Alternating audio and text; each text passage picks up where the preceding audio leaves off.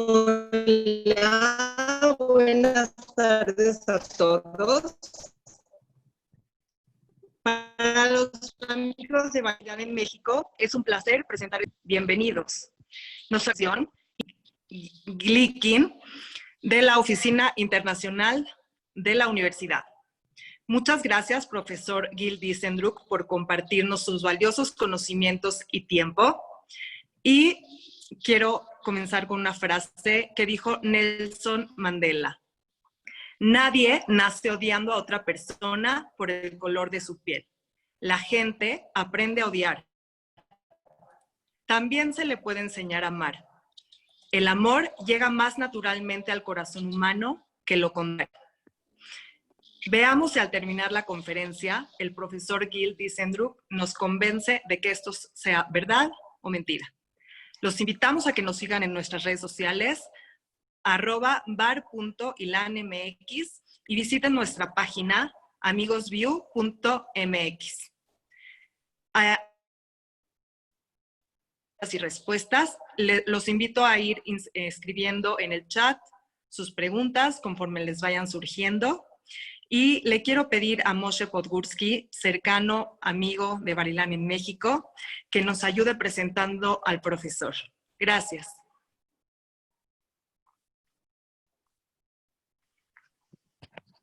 Muchas gracias, Nelly. Muchas gracias por permitirme estar otra vez aquí con ustedes en esta plática y poder presentar al profesor. Creo que esta plática va a ser sumamente interesante e ilustrativa para todos nosotros. Les quiero compartir que, por favor, como dijo Nelly, las preguntas las pueden ir haciendo en el chat para que, terminando la ponencia del profesor, les demos lectura o tratemos de irlas canalizando para que nos dé respuestas o cualquier comentario también durante el chat, y que, por favor, mantengan sus micrófonos apagados. El profesor Gil Diesendruck estudió Psicología y Economía en la Universidad Hebrea de Jerusalén y tiene su maestría y doctorado en Psicología del Desarrollo por la Universidad de Michigan en los Estados Unidos. En su carrera ha fungido como profesor en la Universidad de Bar-Ilan y en la Universidad de Yale en Estados Unidos, y desde el 2014 como profesor de tiempo completo en la Universidad de Bar-Ilan. El profesor Diesendruck es profesor del Departamento de Psicología y es director del Laboratorio de Lenguaje y Desarrollo Cognitivo. Su investigación intenta descubrir el mecanismo cognitivo que permite a los niños adaptarse al mundo y se enfoca en dos temas principales: la categorización social y la asimilación de la cultura. El profesor y su equipo estudian cómo los niños conciben las diferentes entidades del mundo y hasta qué punto estos conceptos son influenciados por su cultura o su lengua. Sin más, profesor, muchas gracias por acompañarnos. Adelante. Ahí voy. Bueno, muchas buenas noches, un placer estar acá con ustedes. Ya voy a pedir una excusa acá diciendo que soy brasileño de naturalidad, pero casado con una colombiana, así que mi español es una combinación de los dos, o sea, me permitan, y ojalá que pueda comunicarme. Y el tema de la conferencia hoy que quiero hablar es sobre un comando muy básico que está en nuestra Torah y que está quizás en la base de la moralidad occidental entera, que es este principio de amarás al próximo como a ti mismo, ¿no? En el hebreo, ve'ahavta lireaja kamoja. Y una de las preguntas que intérpretes de la Torah siempre hacen es que si hay un comando, ¿será que si no hubiera el comando nosotros no nos comportaríamos así? O sea, ¿cuál es la naturaleza del ser humano? La naturaleza del ser humano es si amar al próximo como a sí mismo o no.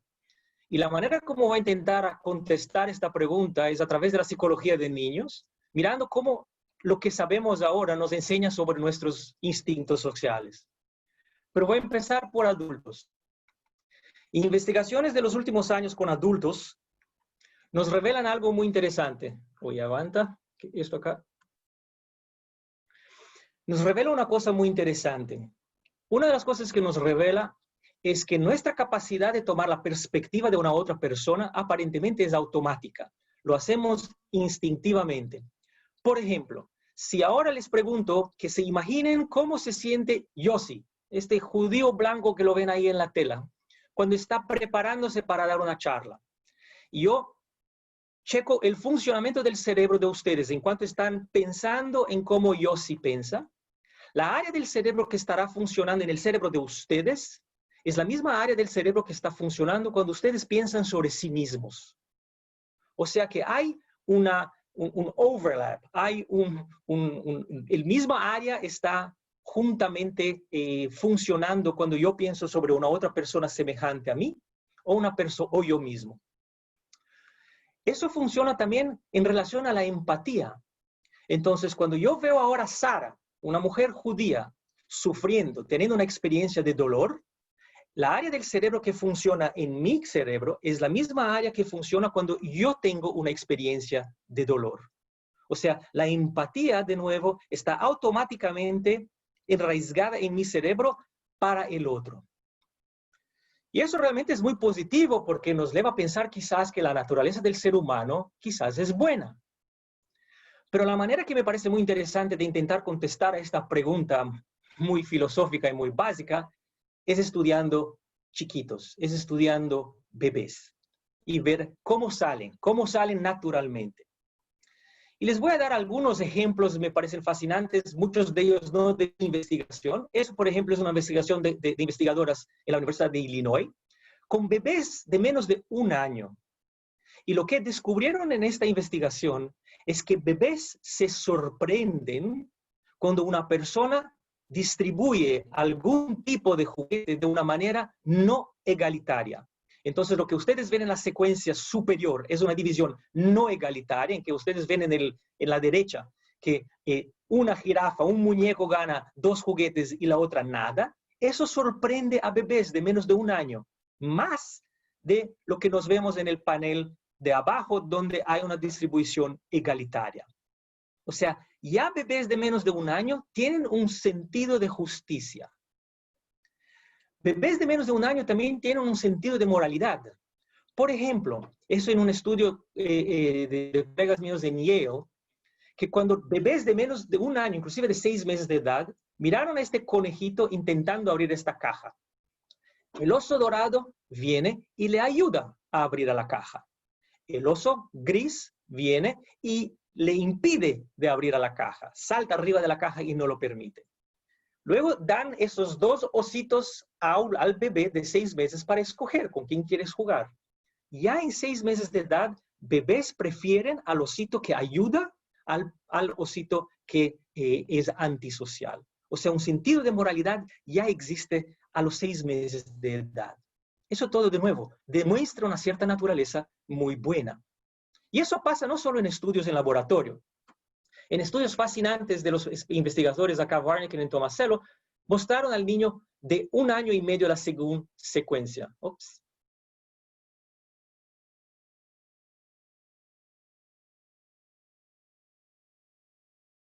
Miren al niño de 1 año y medio, no conoce al señor este man grandote que está intentando meter alguna cosa dentro del armario.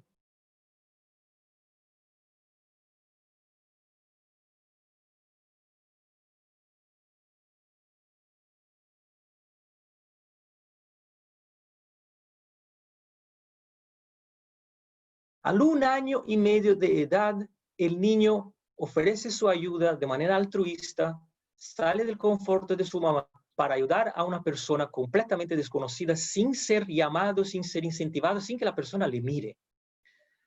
Como digo, eso todo nos lleva a creer que la naturaleza del ser humano quizás sea buena.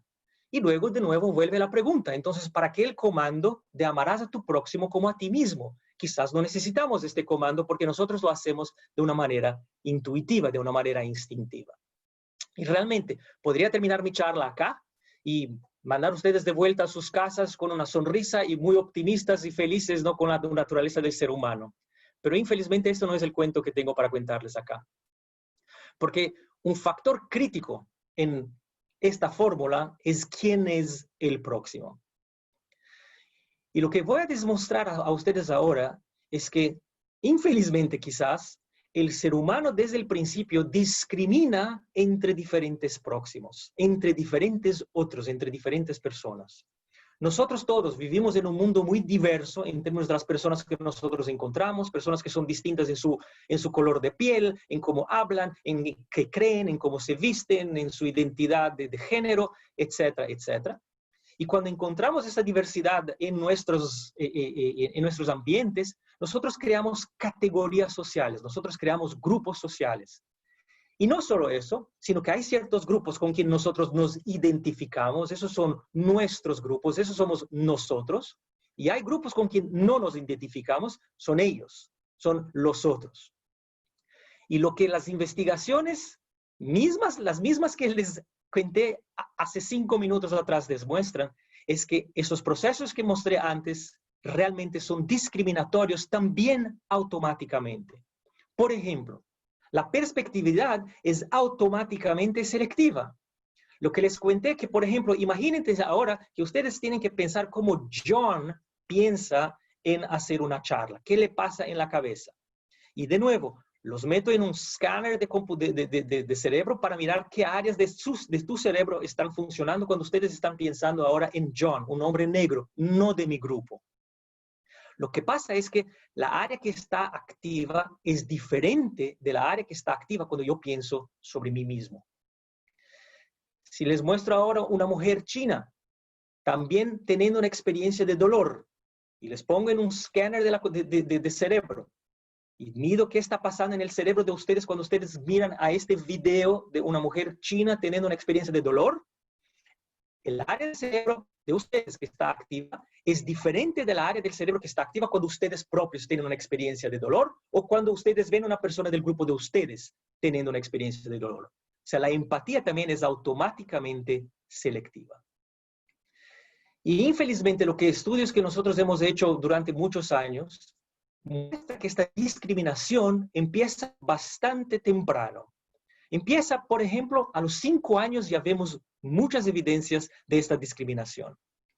Entre otras, lo que vemos es que niños de 5 años manifiestan lo que nosotros llamamos un esencialismo social. ¿Y cuál es el esencialismo social? Es la idea de que personas que pertenecen a diferentes grupos sociales, ciertos grupos sociales, son esencialmente diferentes, son fundamentalmente diferentes.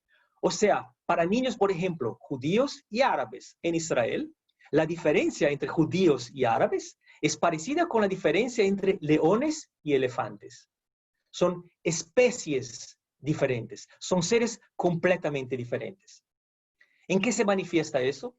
Se manifiesta en eso de que, por ejemplo, niños creen que judíos y árabes son distintos biológicamente, tienen partes diferentes en sus cuerpos, tienen un tipo de sangre diferente, su cerebro es diferente. Eso es lo que preguntamos a niños de 5 años y esas son las respuestas que recibimos. Ellos creen también que judíos y árabes son como son, pues nacieron así. Es algo que realmente es innato. Y por ser innato, ellos seguirán como son independientemente de dónde crezcan. O sea, el entorno donde un niño crezca no va a influenciar cómo va a desarrollarse en términos de las características de judíos y árabes. Los judíos son todos parecidos y los árabes también son todos parecidos, inclusive son más parecidos entre ellos. O sea, es un grupo muy homogéneo. Y otra manifestación es que judíos se comportan de la manera que se comportan por una escoja propia, pero árabes se comportan por ser árabes. Esas son varias de las características del esencialismo social que notamos en niños judíos y árabes en Israel ya a los 5 años de edad. Y voy a dar 2 ejemplos de cómo nosotros checamos eso. Un ejemplo de esta idea de que los árabes son todos iguales. ¿Cómo checamos eso? Bueno, resulta que niños son bastante inteligentes y saben un poquito de estadísticas y nosotros intentamos checarlos de la siguiente manera. Por ejemplo, les dijimos a los niños, digamos que ustedes quieren saber si todos los árabes tienen 12 huesos en la mano. Cualquier característica fisiológica de los árabes. Y la misma pregunta hicimos sobre judíos también. Y ahí les dijimos, tú tienes la escoja de checar 3 árabes. Puedes checar 3 árabes que los 3 viven en Jerusalén, o sea, sería el panel de la izquierda, o puedes checar 3 árabes, uno vive en Haifa, uno en Jerusalén y otro en Tel Aviv. O sea, hay un grupo homogéneo y un grupo heterogéneo. La idea es que si tú crees que todos son iguales, no necesitas diversidad para checar si la característica es verdadera de todo el grupo. Me basta checar uno que es suficiente. Y realmente, niños de 5 años de edad, y esa fue una investigación que hicimos también en Alemania con alemanes y turcos, y el resultado fue el mismo. Niños creen que necesito escoger un grupo más homogéneo cuando se trata del grupo del otro, o sea, árabes en cuestión de judíos, que cuando se trata de mi grupo. La homogeneidad es más aplicada al otro que a mí mismo. Una otra característica que yo mencioné es que los árabes hacen lo que hacen por ser árabes. Aquí va cómo checamos eso de nuevo, con niños judíos y árabes acá en Israel y alemanes en Alemania. Les mostramos una secuencia, por ejemplo, de 3 caracteres, así 3 personajes. Dijimos, esta es Dana, es judía, y a Dana le gusta comer raso, una palabra que inventamos, ¿no? Una comida que inventamos. Este es Idán, es judío, a Idán también le gusta comer raso. Este es Alma, es judía, a Alma le gusta comer raso. Y ahora les mostramos el cuarto personaje. Decimos, esta es Ayelet, es judía. A Ayelet le gusta comer raso. ¿Por qué a Ayelet le gusta comer raso? Hay 2 alternativas principales. Una, le gusta comer raso porque es judía. La segunda, le gusta comer raso porque le gusta. Porque es un deseo, una voluntad o una preferencia personal. Hicimos este mismo tipo de preguntas en relación a árabes. Y lo que encontramos es que cuando los personajes eran árabes, los niños tendían a decir que el comportamiento se debe al hecho de que son árabes. En el ejemplo que acá, por ejemplo, lo que los niños dicen es que a Ayelet gusta comer raso porque es su preferencia personal, no porque es judía. Checamos también no solo el concepto ese de esencialismo, pero si niños también discriminan de alguna manera arbitraria. Y la manera como checamos eso es de la segunda forma. Nosotros dividimos los niños en 2 grupos, a los azules y los amarillos. Ellos no conocían ni los azules ni los amarillos. Voy a dar un ejemplo de un niño que está en el grupo de los azules. Y le dijimos, mira, toma 10 calcomanías. Acá están las 10 calcomanías. Y mira, este es un otro niño, se llama Moshe, también es del grupo azul, tú no lo conoces. ¿Cuántas de estas calcomanías tú estás dispuesto a dar a Moshe? O, ¿cuántas de las calcomanías estás dispuesto a dar a Shlomo, que es del grupo amarillo? Y lo que vimos es que los niños discriminan. Prefieren dan más calcomanías a un niño que es de su grupo que a un niño que no es de su grupo. O sea, en promedio dan 35%, 3,5 calcomanías a un niño de su grupo y solo 25% o 2 calcomanías y medio a un niño que no es de su grupo. Y de nuevo, eso basado en una división completamente arbitraria. Intentamos dificultar la cosa un poquito a los niños y les dijimos lo segundo. Dijimos, mira, acá tienes de nuevo 2 niños de tu grupo, pero a él le gustan mucho las calcomanías, los stickers, y a él no le gustan las calcomanías. ¿Cuántas calcomanías vas a dar a uno que le gusta y cuántas vas a dar a uno que no le gusta? Y lo que encontramos es cuando a uno le gusta, le doy mucho, le doy 45%, 4,5%. Muy bonito. Cuando no le gusta, le doy 2,5%. ¿Por qué voy a darle calcomanías si no le gusta calcomanías? No le voy a dar.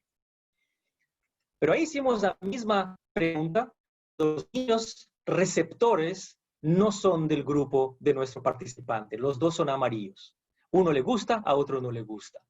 Lo que encontramos es que cuando a un niño le gustan los stickers y no es de mi grupo, le doy 3 calcomanías.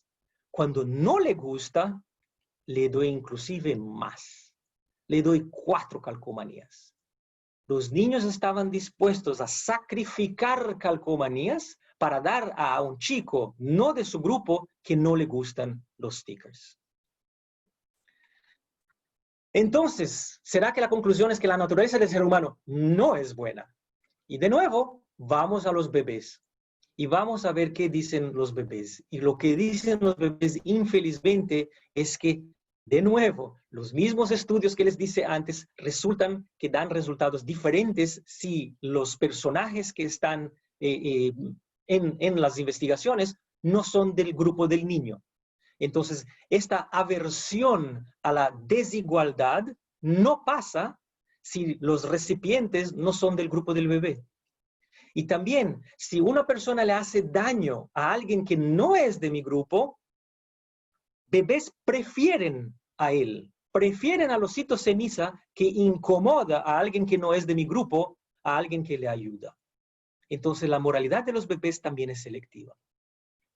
Y nosotros últimamente hicimos unas investigaciones que buscan inclusive las raíces de este esencialismo en bebés. Y la manera como hicimos, voy a explicarles, es un poco complicado, pero ojalá consiga transmitir la idea. Es que primero vimos con qué grupo el bebé se identifica. Esos son bebés de 1 año de edad. El bebé llega a nuestro laboratorio en el Gonda Brain Research Center de Bariloche y le damos a escoger 2 tipos de baberos, no sé si así se llaman, baberos, de 2 colores diferentes, amarillo o verde. Y le damos 2 tipos de comida para escoger, crackers y hervijas, o ¿cómo se llaman eso? Digamos que el bebé escogió el amarillo y los crackers. El niño entonces ve una secuencia de películas, ahí está el bebé sentado, mirando un video de mujeres vestidas de amarillo, o sea, son como él, y escogen la misma comida que él escogió, o sea, son como él. Esa es la división de grupo. Hay mujeres que son amarillas que les gusta crackers, entonces son como yo. Y hay otras que están vestidas de verde y que les gusta la verdura, entonces son diferentes de mí. Y entonces les mostramos la segunda secuencia. El niño está mirando un computador. La computadora esta está conectada a un eye tracker, que es un aparato que mide a dónde el bebé está mirando y así nos puede dar datos de exactamente cuánto tiempo y a dónde el niño está mirando. Y el niño entonces ve la segunda escena de una mujer apareciendo de amarillo de atrás de esta cortina. Ya va a volver. Y una otra mujer, los perceptivos entre ustedes notaron, es diferente, es parecida pero es diferente. Una otra mujer sale del otro lado.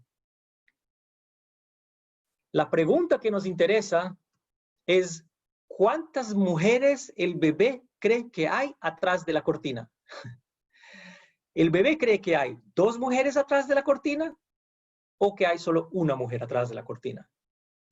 ¿Y en qué nos baseamos? O sea, ¿cuál es la pregunta? ¿Cuál es el racional? El racional es que si el bebé percibe a cada una de estas mujeres como un individuo único, él va a notar que hay 2 mujeres distintas. Pero si el bebé percibe estas 2 mujeres como siendo iguales, como siendo semejantes, son todas iguales, entonces él vio una mujer por vez. Entonces, matemáticamente, quizás él solo vio una mujer. Esa es la pregunta. ¿Cuántas mujeres él cree que hay? Luego de eso, el bebé entonces ve la cortina abriéndose y hay solo una mujer. Y nosotros ahora medimos cuánto tiempo el bebé mira a esta mujer. Si el bebé se sorprende que hay solo una mujer. Y el resultado es que cuando estas mujeres son del grupo del bebé, el bebé se sorprende que hay solo una mujer. Él esperaba que habían 2. Él vio 2 individuos. Él vio 2 mujeres distintas. Él no homogeneizó el grupo de mujeres amarillas. Pero cuando las mujeres están vestidas de verde, o sea, no son de mi grupo, el bebé no se sorprende cuando la cortina se abre y solo hay una mujer. Salió una mujer verde de un lado, salió una mujer diferente del otro lado, pero para el bebé, él dijo, un verde, una verde. Es un poco como nosotros tenemos una confusión de que para nosotros todos los chinos se ven parecidos. Esa es un poco la idea. Para el bebé también, mujeres que no son de su grupo o personas que no son de su grupo son todos iguales. Y eso ya pasa, como digo, al 1 año de edad. Y acá entonces me quedo con este mensaje muy pesimista. Si empecé la charla con un mensaje optimista mostrando el altruismo intuitivo, la capacidad de empatizar intuitiva, Ahora de repente les digo que esto es discriminatorio también desde muy temprano y quizás automático. Y entonces viene la pregunta, ¿será la discriminación, el racismo, el prejuicio inevitable? Y mi respuesta para eso es no, por varias razones. Y acá quizás me conectaré con lo que dijo Nelly con Mandela. Primero, un punto muy básico y es muy importante. Muchas veces la gente se confunde el natural con bueno. Algo que es intuitivo, algo que es natural, algo que es parte de nuestros mecanismos de sobrevivencia, necesariamente son buenos. A eso les digo mentira. No es verdad.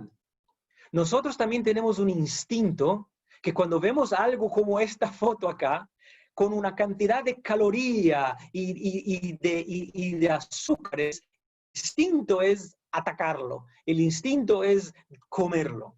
Pero nosotros nos contenemos, nosotros aprendemos ya que eso era un instinto importante cuando no había tanta caloría y tanto azúcar a nuestro alrededor.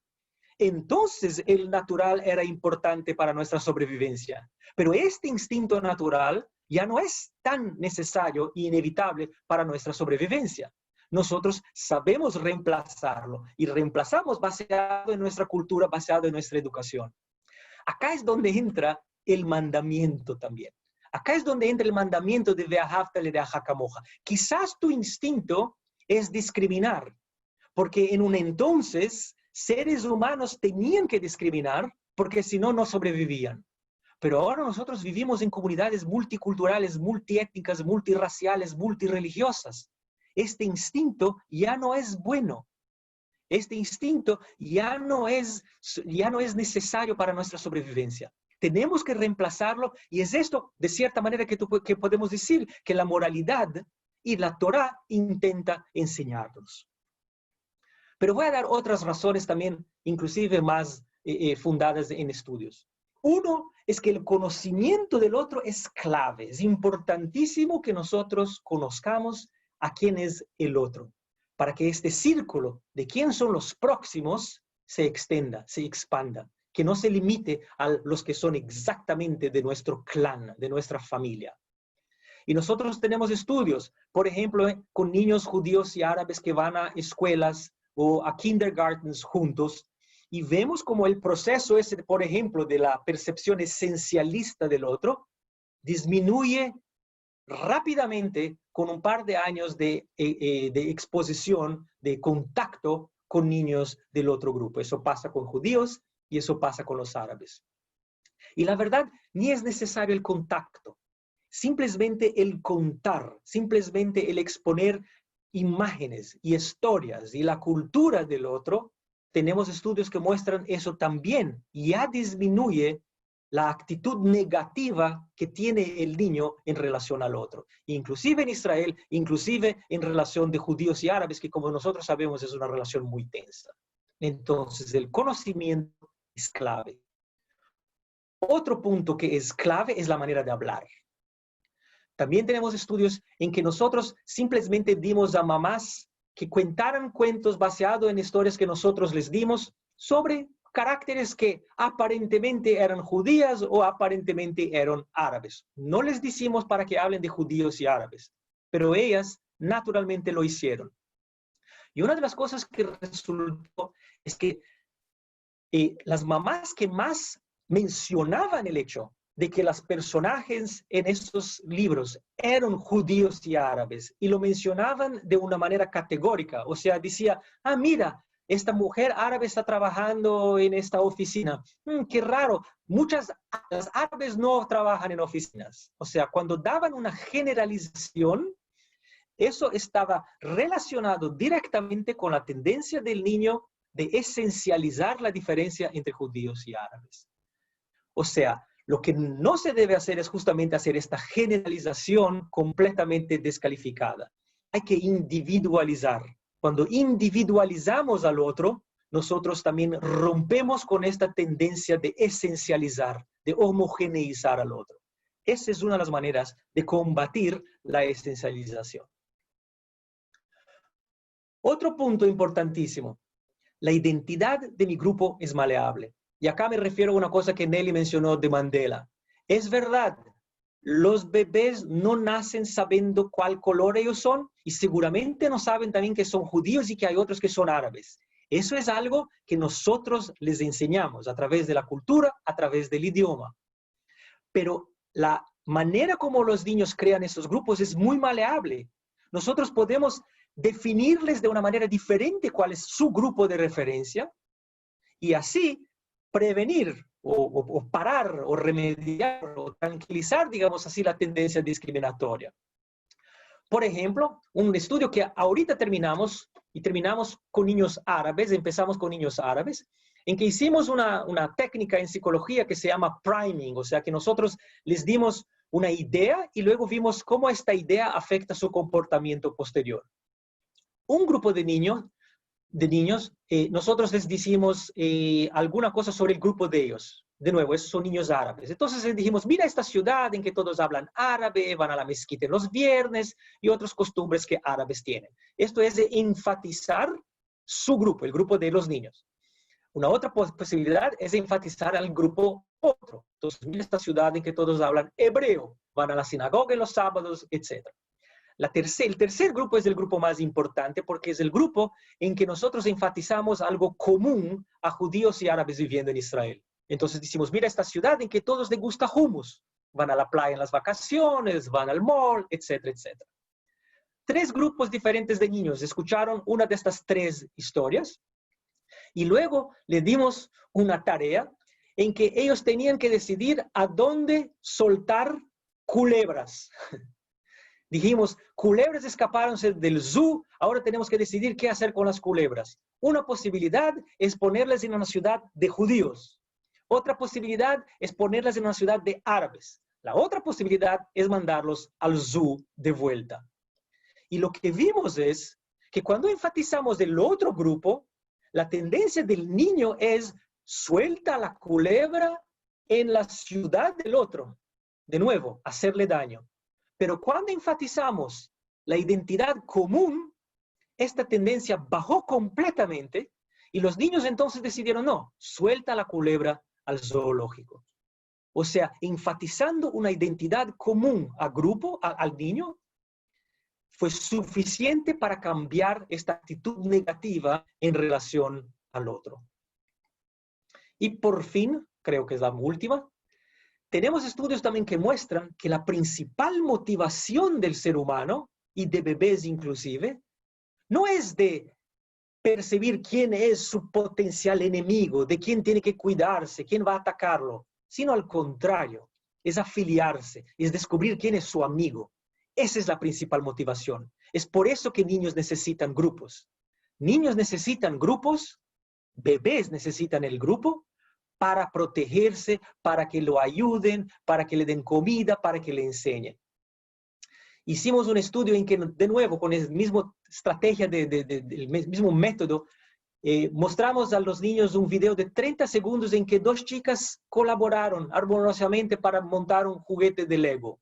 Un otro grupo de bebés vio un video en que estas dos mismas chicas estaban peleándose sobre el juguete.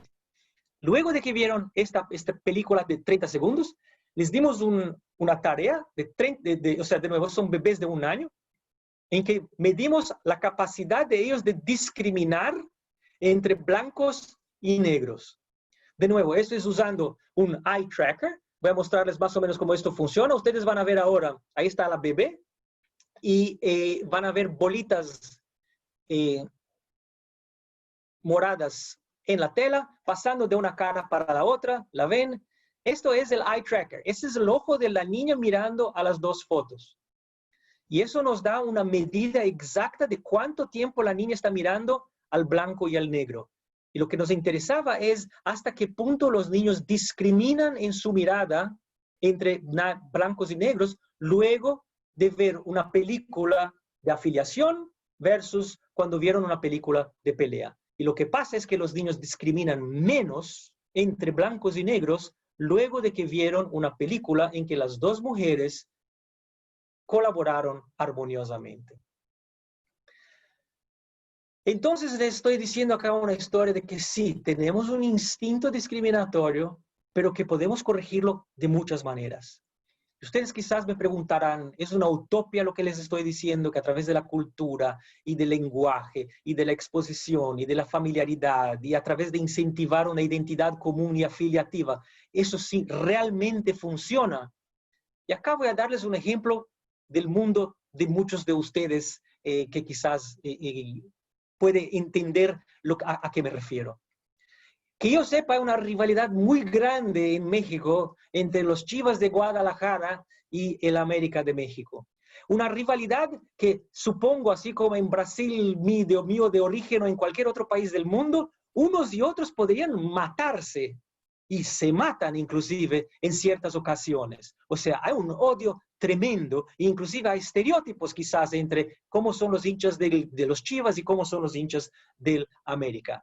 Pero miren ustedes, una ocasión en que definimos un objetivo común, un objetivo afiliativo, y que redefinimos la identidad del grupo, crea que la gente que hace una semana quería matarse, pueden abrazarse cuando el Tri está jugando contra Estados Unidos.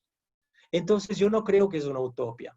Yo creo que los grupos sociales realmente son maleables y que hay mecanismos en la cultura occidental, en la cultura judía también, para sobreponerse a las tendencias discriminatorias.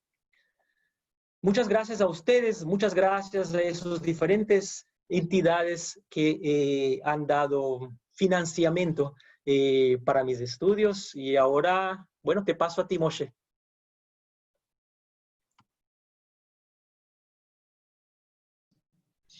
Muchas gracias, muchas gracias. Y tengo aquí algunas inquietudes que me han llegado y déjame ponerlas un poco en orden, pero a lo mejor continuando con este último pensamiento que acabas de decir, donde entendemos que entonces los grupos pueden y deben de ser maleables para que persigan objetivos comunes y trabajen de una mejor manera. Y la pregunta es, ¿quién decide cómo malearlos? O bajo qué objetivos deben de ser maleables, porque finalmente alguien está detrás de esa, no sé, en este caso experimentos o ideas u objetivos. Entonces es complicado entender de quién es esa responsabilidad. Es una pregunta excelente, Moshe, y es una pregunta, claro, que a mí me parece, ¿no?, que nos lleva un poco a la política, y que prefiero no entrar,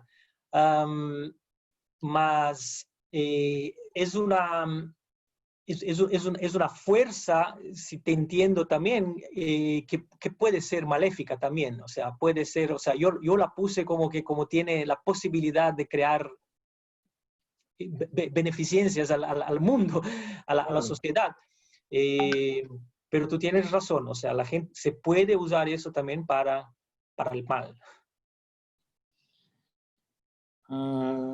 Sí, no, y me parece que todo esto nos tiene que llevar a una etapa de romper paradigmas, de mejorar nuestro sistema educativo y formativo de bebés, niños, adolescentes e incluso, obviamente, adultos, porque seremos los adultos los que tenemos que moldear a estas nuevas generaciones, enfocados en una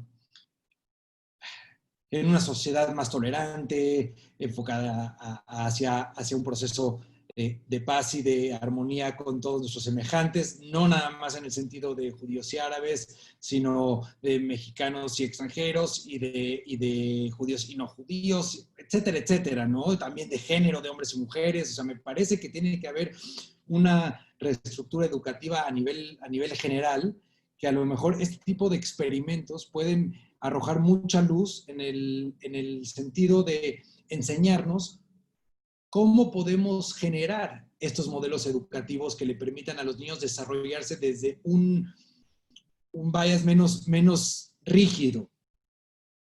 Sí, sin duda. Mira, les digo, por ejemplo, que nosotros estamos empezando el próximo año, si Corona nos permite, o bueno, de alguna manera vamos a empezar la alcaldía de Tel Aviv sí está interesada, como que la Secretaría de Educación de la alcaldía de Tel Aviv está interesada en desarrollar ese tipo de programa, y estoy como en una colaboración con un centro acá de actividad, digamos así, social, y vamos a entrar con intervenciones así, y vamos a medir.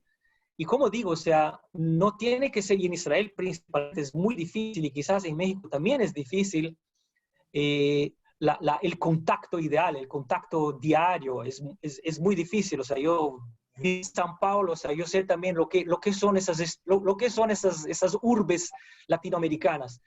Pero como digo, hay otras maneras, hay maneras bastante más simples de exponer niños a una otra cultura y con eso cambiar un poco la actitud.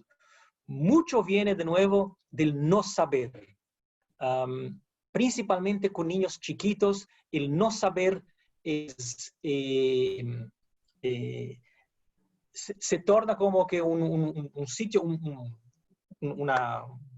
sitio sí, muy fácil de influenciar.